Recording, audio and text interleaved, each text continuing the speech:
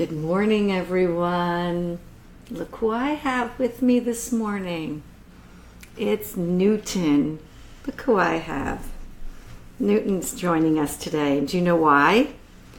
Because he's really scared. Because it's a downpour here. It's thunderstorms and just a dark, gloomy day. So he is here with us.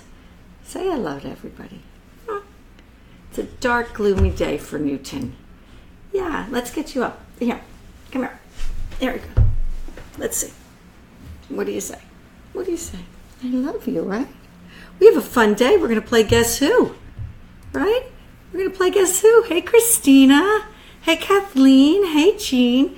Look who's with me today. This is Newton. For anybody who doesn't know who Newton is. He used to love doing this with me, but I'm not so sure anymore. Hey, Serena. Good morning, everyone. Good morning. We have Newton. Good morning, Eunice. Good morning, Christopher. I'm going to shout out a lot of good mornings before we get started. And Stephen. Okay. Can you just... It's somehow he knows the cat. Do you know that there's a cat? Oh. Okay. You want to go sit down?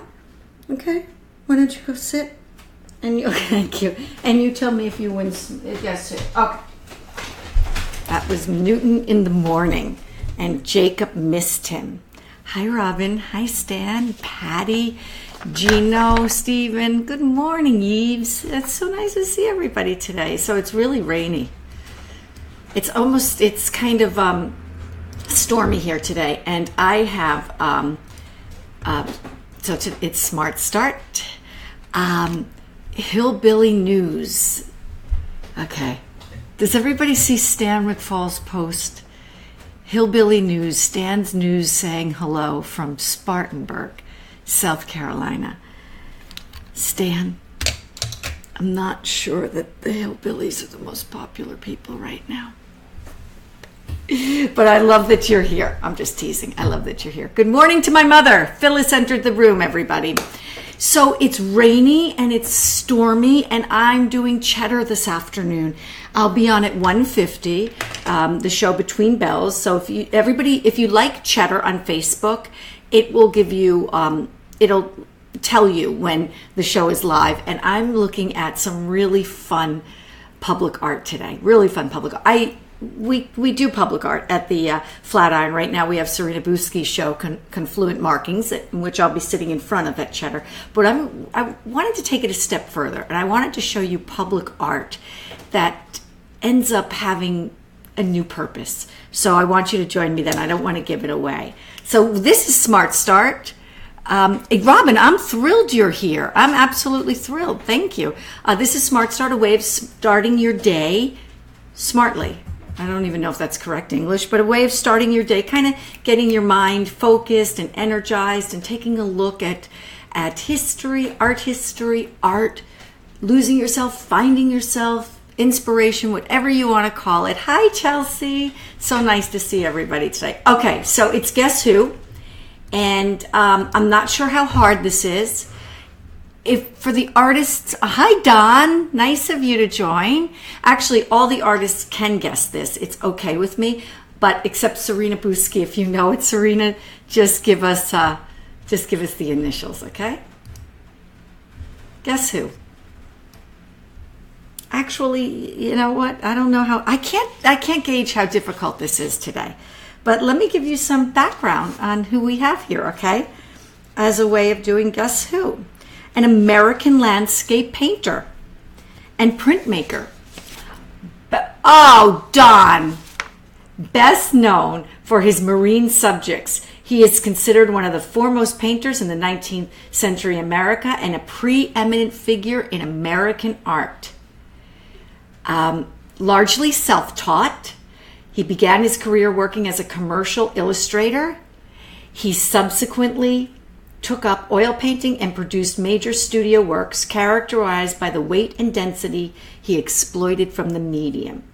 He also worked extensively in watercolor, creating a fluid and prolific oeuvre, primarily chronicling his working vacations.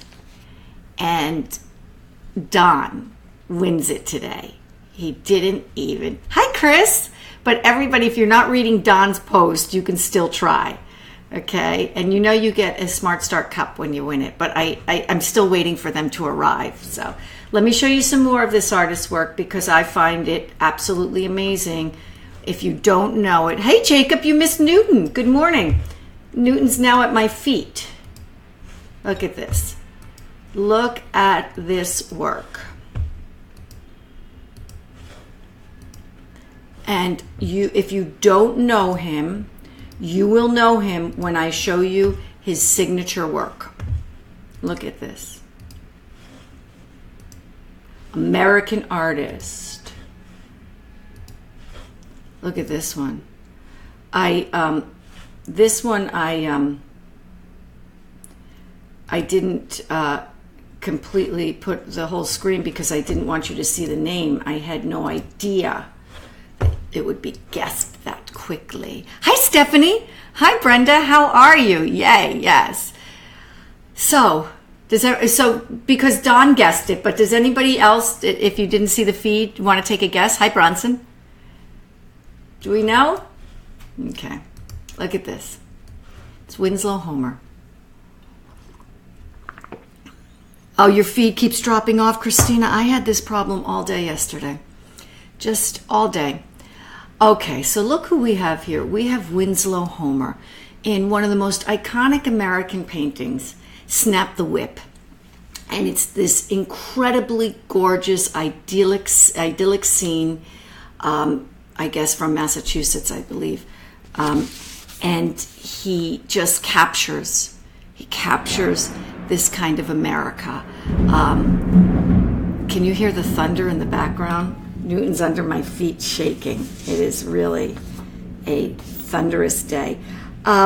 He captures this America that at the time we're talking about, gearing up Civil War, America very divided, and he captures these scenes.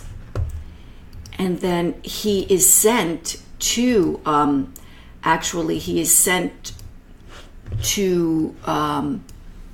depict the war. He's sent to the front lines.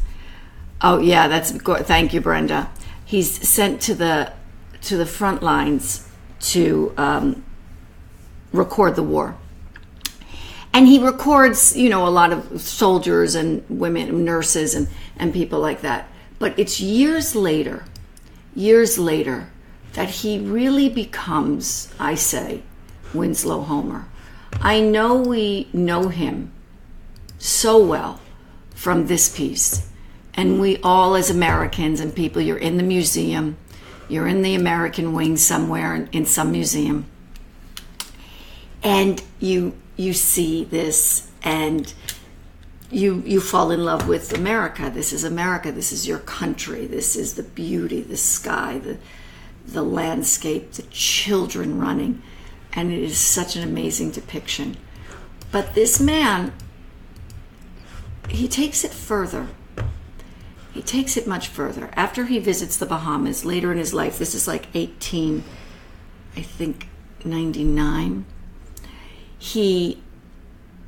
And even, I have to tell you, I'm doing some research on this, and this is at the Met. And when I first saw this piece, it was in a show called American Paintings. And the American wing had not yet been refurbished, so to speak. So you had these American paintings that you didn't necessarily look at before, okay? Let's see, I'm very captured about your world. Oh, thank you so much. Thank you so much, Gino. And you see this juxtaposed to Snap the Whip. And it's hard to believe it's the same artist. And yet, even at the Met, when the Met discusses this work, let's see if I have this here. I want to read it to you about the languaging of it. They say, and again, the notes. They basically say, I'm going to paraphrase it, that this is after he comes back from the Bahamas. His father is dying. He's been taking care of his father. He feels adrift. He's a very popular artist, but he's struggling still financially. Good morning, Lin Yan. Wonderful artist, just joined the feed. I just love her work. Yes, Christina. Yes, that's how I see. And that he's, he's living on the beach. He's thinking of marine life, and it's just this dance, even for the Met. It's this dance around what I consider the absolute obvious. Good morning, Gwenda. And what is that obvious? What do we have here? We have a black man tethered to a boat in shark-infested waters with a typhoon in the background and no help anywhere around him. So to suggest, I think, that maybe the artist was struggling with the impending death of his father or with his own loneliness, or that he's painting because he's now living in Maine on the shore, I just think that we have to rethink our scholarship. I really, really do. Now, can you see in the distance, good morning, Brainerd. Good morning. So Brainerd Carey's on the feed today, and I just love the work that he's doing with helping artists to really find their place in the marketplace, and also to help them with their artist statements and funding and everything that it takes to be an artist.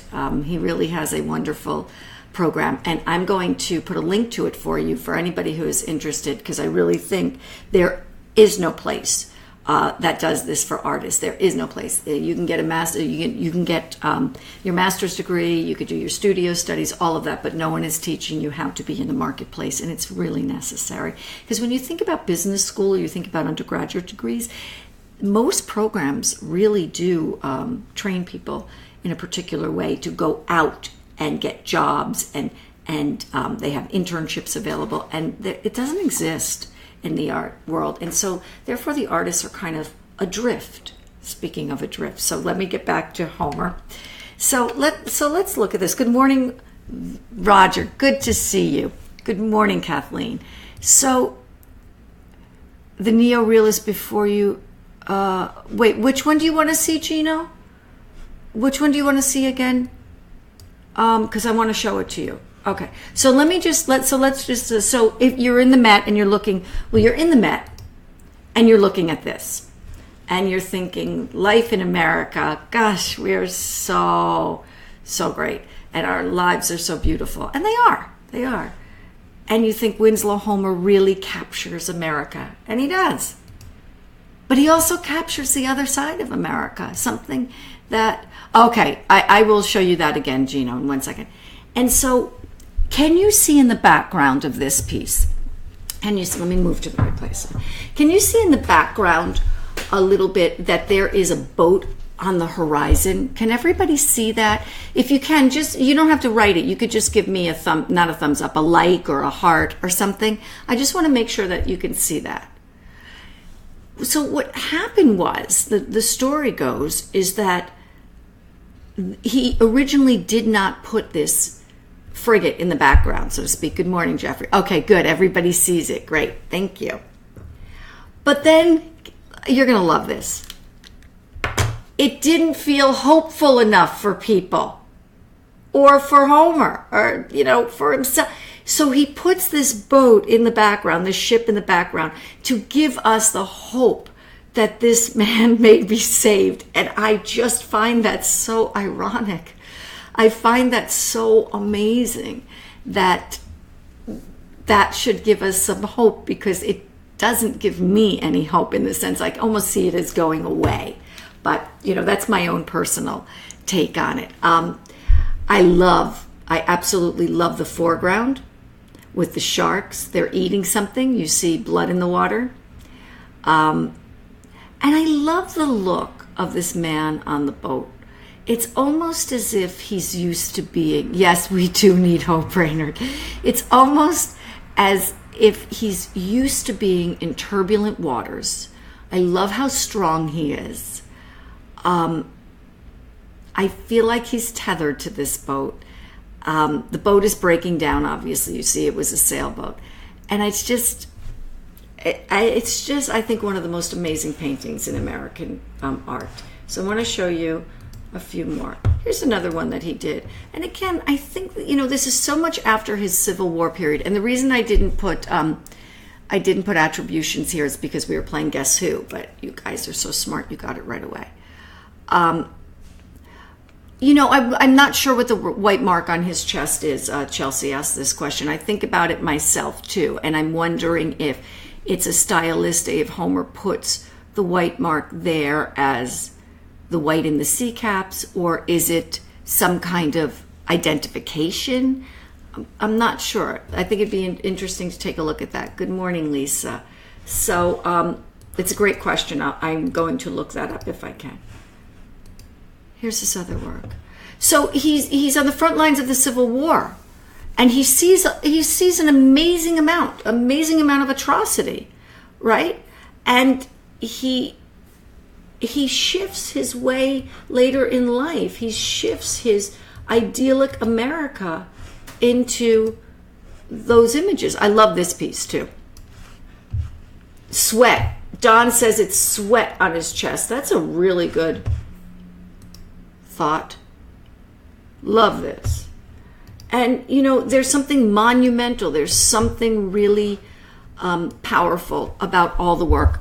Let's look at this piece. And again, I don't have the attribute here. I'll put them on. But this, I love what he's done. Does anybody have an idea of what you think he's done here symbolically?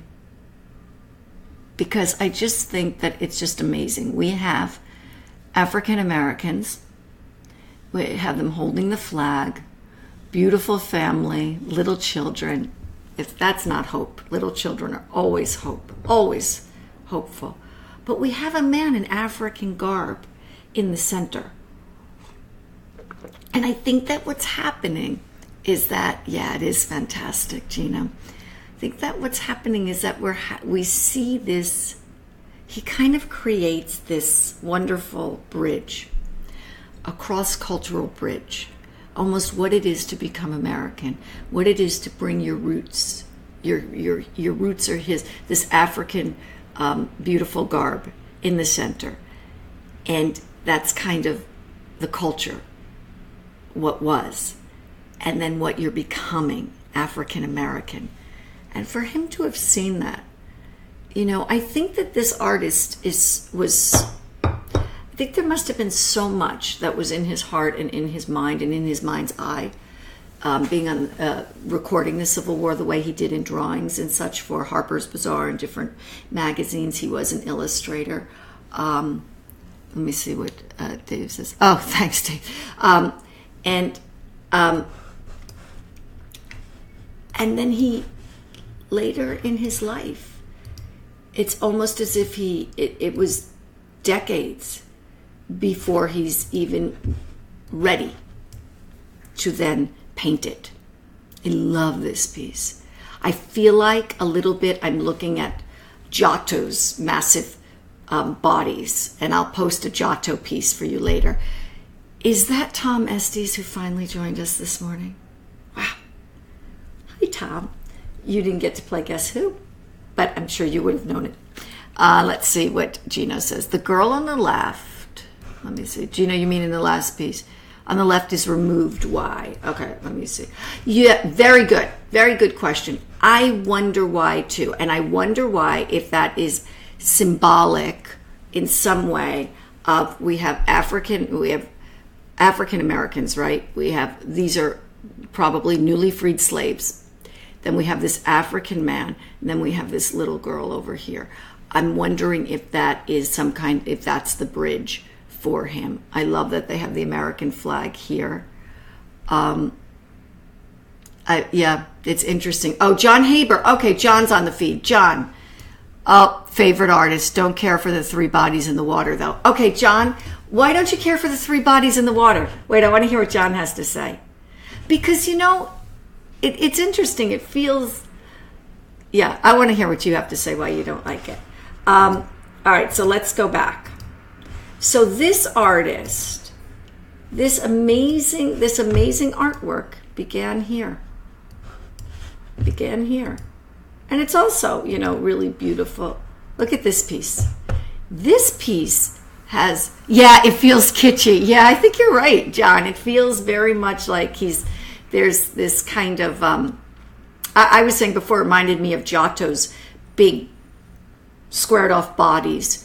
But I think you're right. I think it does feel like that. So this piece, Eaglehead, was, I think it was Harper's Bazaar that became upset about it because they felt that the woman's legs in the piece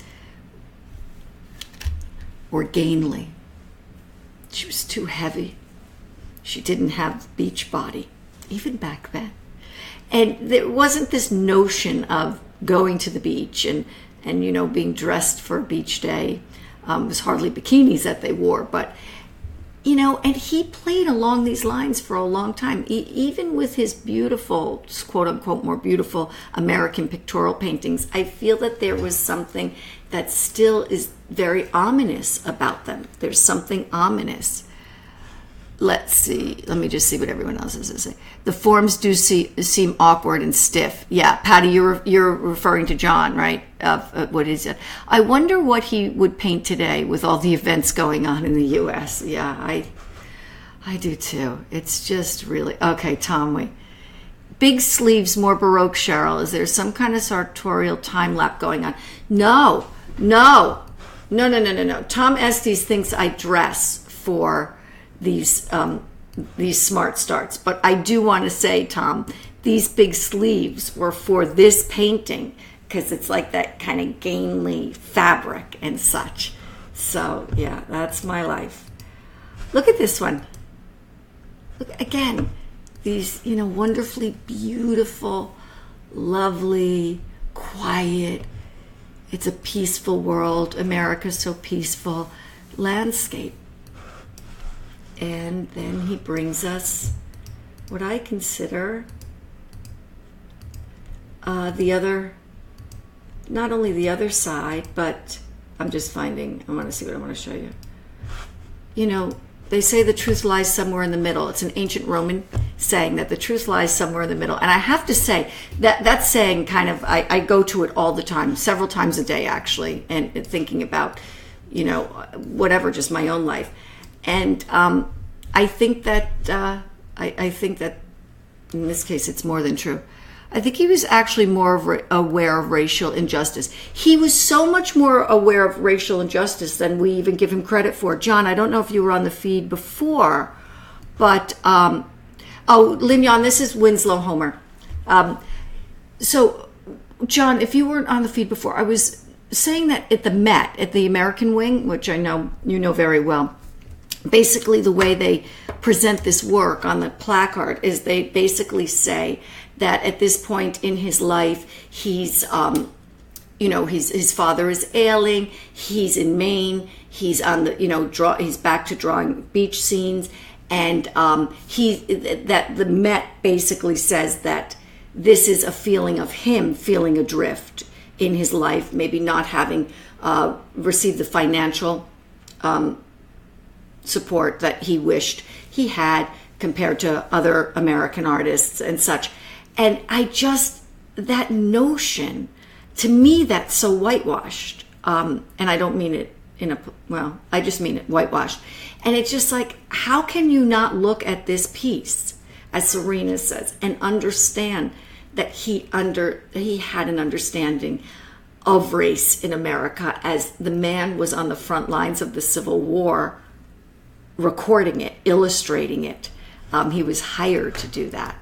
So I just thought that was interesting. Yeah, totally whitewash. So I just, I love these transitions that artists make. I'm amazed by the journeys they take, absolutely amazed by them, where the beginnings of their careers, the beginnings of what they're working on, and where it takes them, and who they become. It's just really just an amazing story. And these gorgeous paintings he leaves us, and they are so germane today. So that's our Smart Start. I'm on Cheddar today at 1:50. John, I'm going to cover a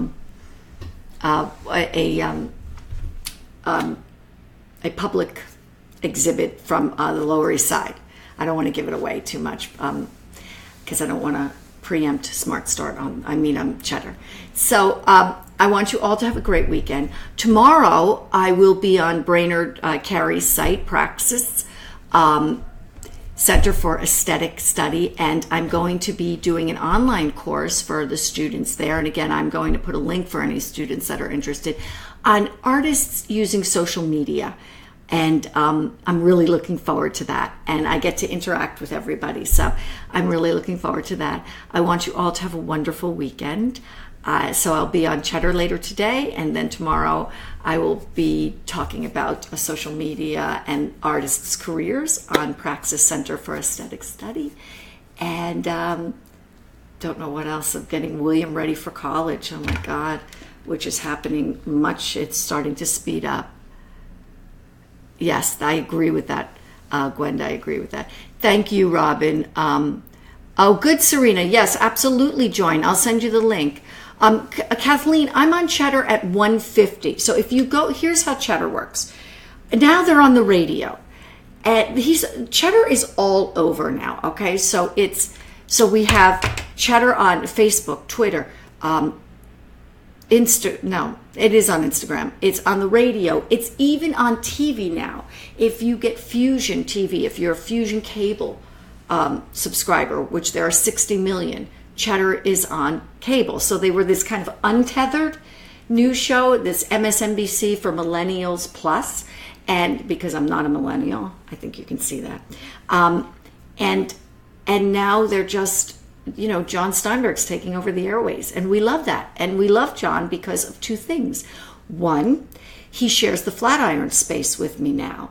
And part of that is that I still curate that space. It's a third of the space than what we used to have, which is actually, Serena can speak to this, works much better for the art. It's the tip of the space, and it becomes the backdrop for Cheddar. So Cheddar has a morning show from the New York Stock Exchange, an afternoon show from the Flatiron space, and then they have a studio on State Street. They have a studio in Malibu. So they're kind of really expanding, and they're in DC as well, but more remotely. So he is the only news show that has me as an art correspondent bringing art to the audience, I'll talk about specific artists. If I find something really compelling, I'll talk about tech and art. Today I really liked this piece of public art from the Lower East Side, so I want to talk about that. And then, for example, Serena Busky's show right now is there at Confluent Markings, and every day, if you watch Cheddar at 12 o'clock, you will see her artwork. And what a way to get art out there, to make it accessible to all. No other studio has that. So I'm very proud of what they're doing. I'm very proud to be a part of it. So I just wanted to give you some backdrop. So it's 12 o'clock today. You know what? I'll put a link here for everybody. Yeah, Tom, that heavy drinking, it didn't have, well, actually, you know what's so funny? I had a glass of wine last night, and I haven't had a glass of wine in weeks. So, yeah, that felt like heavy drinking to me. Tom's responding to our show from yesterday, where we talked about Franz Hals, and I told everybody to just go to a pub, show up in London, go to a pub, and find Tom Estes. He's there. Thank you all. Colin, good morning. I will see you all later today from Cheddar. I'm going to post all the links that we discussed, okay? Thank you all so much. I love being here with you. I'll see you later. Okay, bye.